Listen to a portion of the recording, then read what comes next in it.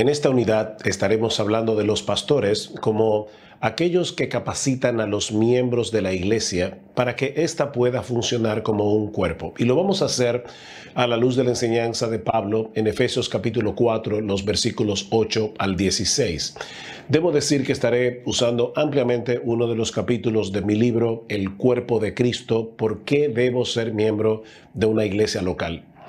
Hablando de la iglesia como una unidad formada de miembros diversos, en el versículo 8 de Efesios 4, Pablo cita el Salmo 68, 18, donde se habla de la victoria de Jehová sobre sus enemigos y lo aplica a la victoria de Cristo en la cruz.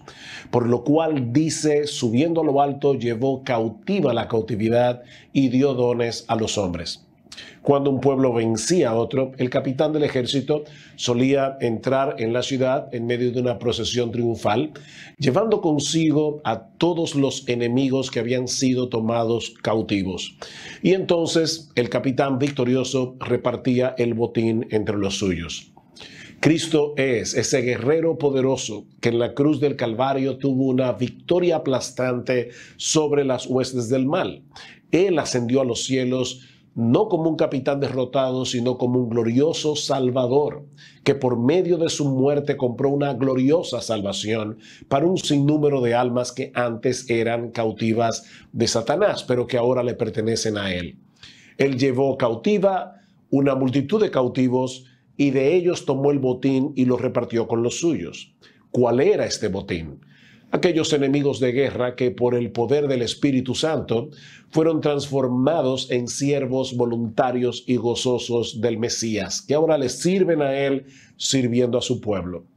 Y Pablo menciona de manera particular aquellos que tienen que ver con la enseñanza y la predicación de la palabra. Versículo 11 de Efesios 4, y él mismo, hablando de Cristo, constituyó a unos apóstoles, a otros profetas, a otros evangelistas, a otros pastores y maestros. El grupo de los apóstoles es el que recibió la encomienda de revelar a la iglesia la voluntad permanente de Cristo. Luego están los profetas que traían revelaciones espontáneas del Espíritu Santo cuando el Nuevo Testamento no estaba completo aún y los creyentes no tenían acceso a toda la revelación apostólica. Pablo dice en Efesios capítulo 2 versículos 19 y 20 que los apóstoles y profetas fueron los que pusieron el fundamento de la iglesia. Y todos sabemos que el fundamento de cualquier edificación se echa una sola vez y para siempre. Luego están los evangelistas, refiriéndose probablemente a aquellos que poseían un don especial para llevar el evangelio, las buenas nuevas de salvación a los perdidos. Y por último están los pastores y maestros, cuyo ministerio es establecerse en una iglesia local para pastorear la grey de Dios, primariamente a través de la enseñanza de la palabra. Ellos pastorean y enseñan, o para decirlo de otra manera, ellos pastorean enseñando y enseñan pastoreando.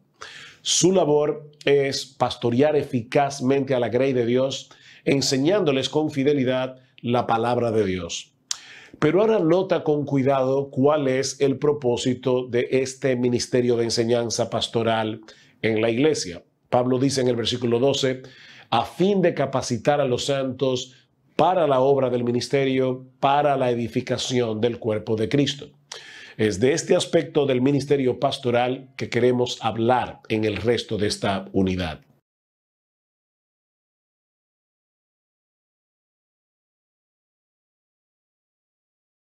Como vimos en el video anterior, en Efesios 4, versículos 11 y 12, Pablo presenta a los pastores y maestros como dones dados a la iglesia por el Cristo exaltado, a fin de perfeccionar a los santos para la obra del ministerio, para la edificación del cuerpo de Cristo. La palabra capacitar puede ser traducida también como restaurar. Es la misma palabra que aparece en Marcos capítulo 1, versículo 19, donde dice que Jacobo y Juan estaban remendando sus redes en la barca.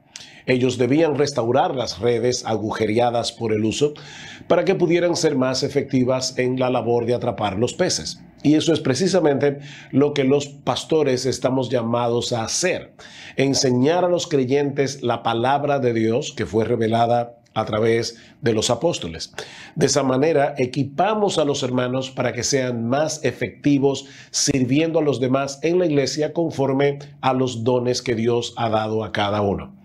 Eso es exactamente lo mismo que nos dice Pedro en el capítulo 4 de su primera carta. Cada uno, según el don que ha recibido, ministrelo a los otros como buenos administradores de la multiforme gracia de Dios. Primera de Pedro 4:10. Y Pablo amplía este tema de los dones en el capítulo 12 de Primera a los Corintios.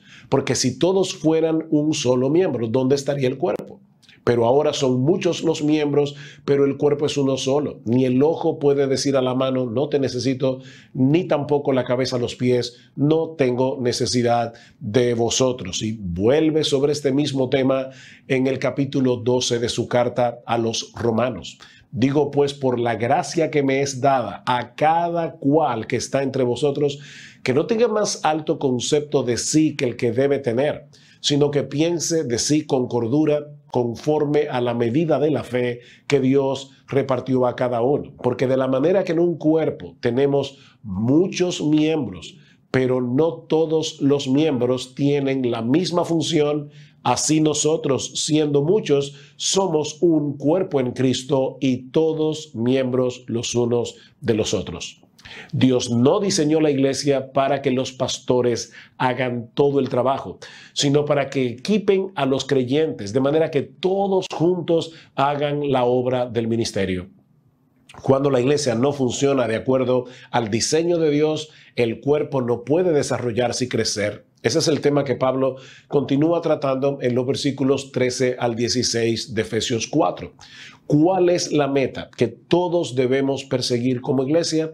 Madurar espiritualmente para ser cada vez más semejantes a nuestro Señor Jesucristo, hasta que todos lleguemos a la unidad de la fe y del conocimiento pleno del Hijo de Dios, a la condición de un hombre maduro, a la medida de la estatura de la plenitud de Cristo, para que ya no seamos niños sacudidos por las olas y llevados de aquí para allá por todo viento de doctrina, por la astucia de los hombres, por las artimañas engañosas del error.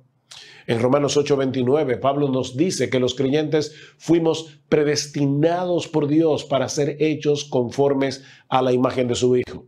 En otras palabras, para que todos manifiesten las características de aquel que es la medida del hombre, el hombre perfecto, nuestro bendito Señor y Salvador. La meta no es que lleguemos a ser una iglesia con una cantidad específica de miembros o que podamos llevar a cabo conferencias multitudinarias o que podamos tener una compleja estructura eclesiástica que mantenga a todo el mundo súper ocupados. Nuestra meta es que todos juntos podamos seguir creciendo a la imagen de Cristo. En el siguiente video hablaremos acerca del proceso a través del cual se produce ese crecimiento colectivo de la iglesia.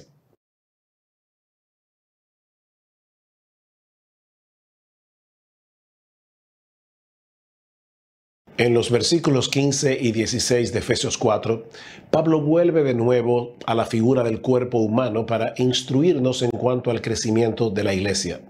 Dice en el versículo 15, sino que hablando la verdad en amor, crezcamos en todos los aspectos en aquel que es la cabeza, es decir, Cristo, de quien todo el cuerpo, estando bien ajustado y unido por la cohesión que las coyunturas proveen, conforme al funcionamiento adecuado de cada miembro, produce el crecimiento del cuerpo para su propia edificación en amor. La iglesia es un organismo vivo en el que cada uno de sus miembros contribuye al crecimiento del resto, al recibir y traspasar a otros la vida que recibe de Cristo, quien es la cabeza del cuerpo. En otras palabras, hay algo que Cristo hace en cada uno de nosotros y hay algo que nosotros debemos hacer por el bien de los demás a la luz de eso que Cristo está haciendo en nosotros. Pablo dice aquí que todo el cuerpo recibe su crecimiento de Cristo. Es por causa de nuestra unión con Él que podemos crecer espiritualmente. Es en unión con Cristo que cada cristiano crece. Esa es la enseñanza de Jesús en Juan 15. Él es la vid, nosotros somos los pámpanos, para poder producir frutos, debemos mantenernos apegados a la vid. Todo depende de nuestra comunión e intimidad con Cristo. Pero por el otro lado, Pablo nos dice también que el cuerpo crece como un todo cuando cada miembro traspasa a los demás lo que recibe de Cristo. La palabra que se traduce como coyuntura en el versículo 16 significa literalmente punto de contacto. La coyuntura es ese punto de conexión donde dos piezas se tocan.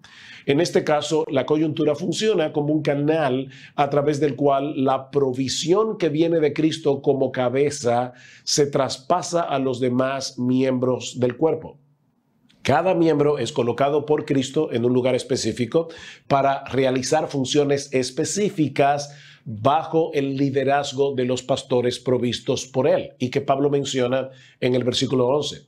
A través de esos pastores maestros, Cristo provee el alimento de su palabra, equipando así a los creyentes para que estos funcionen en el lugar que Cristo los colocó y conforme a los dones que Cristo les dio. En la medida en que cada miembro traspasa a los demás lo que recibe de Cristo según la actividad propia de cada miembro, la iglesia crece y madura. Si un miembro no está creciendo espiritualmente o se aísla de los demás, o no pone sus dones y capacidades al servicio del cuerpo, o desea hacer la labor que le corresponde a otros, está afectando la salud y el crecimiento de todo el cuerpo. De ahí que solo es posible que una iglesia avance hacia la madurez en un contexto de unidad y de amor, bajo un liderazgo bíblicamente establecido. Eso implica varias cosas de extrema importancia para el crecimiento de cualquier iglesia local. Por un lado, eso quiere decir que no somos consumidores pasivos que asistimos a las reuniones de la iglesia únicamente para ser instruidos por los pastores. De acuerdo a la enseñanza del Nuevo Testamento, cada miembro es un ministro que debe ser equipado para ministrar mejor a otros con el evangelio. Por eso alguien decía muy sabiamente que el sermón del domingo en la mañana no es la meta final del ministerio de la palabra, sino la línea de arranque. Ese es el comienzo de la obra en realidad, a medida que tu congregación toma la palabra de Dios y la pone a funcionar a través de la semana. Termina la cita. Y otro decía que el ministerio de la palabra comienza en el púlpito, pero luego debe continuar a través de la vida de la iglesia mientras el eco de la palabra rebota de un miembro a otro. En la iglesia, los corazones de los miembros absorben y proyectan la palabra para que pueda llegar a ser eficaz. Eso quiere decir que los predicadores estamos supuestos a provocar una reacción en cadena cada domingo. Una buena predicación no solo ayuda a los miembros a entender la enseñanza de un pasaje en particular, sino a seguir estudiando la Biblia por sí mismo para que pueda ser un buen ministro de Jesucristo el resto de la semana. Si hay algo que el Nuevo Testamento nos enseña claramente, es que la santificación del creyente es un proyecto de comunidad. Es hablando la verdad en amor unos con otros, que el cuerpo crece y madura. Y el Señor capacita a cada uno de los suyos a través de los pastores para que podamos servirle a Él sirviendo a los otros. Los pastores no estamos haciendo bien nuestro trabajo cuando hacemos todo el trabajo, sino cuando equipamos a la congregación para que funcione como un cuerpo. La iglesia es una comunidad de discípulos de Jesucristo que hacen discípulos en dependencia del Espíritu Santo, ministrándonos la palabra unos a otros.